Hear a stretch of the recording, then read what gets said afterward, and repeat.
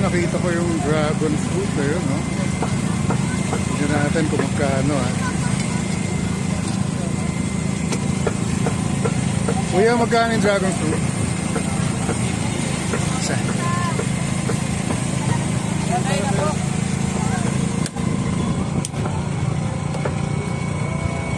Alright, dito po ito, ha, sa Surigao Boulevard. Dito sa tabi ng dagat. Haba na to, mamimili ka dito hanggang dulo. Maraming kang pagkain, maraming beverages.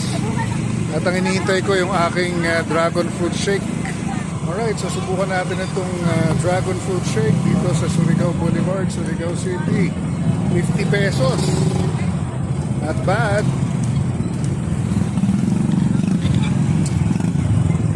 Panalo. Dragon fruit shake, Surigao City.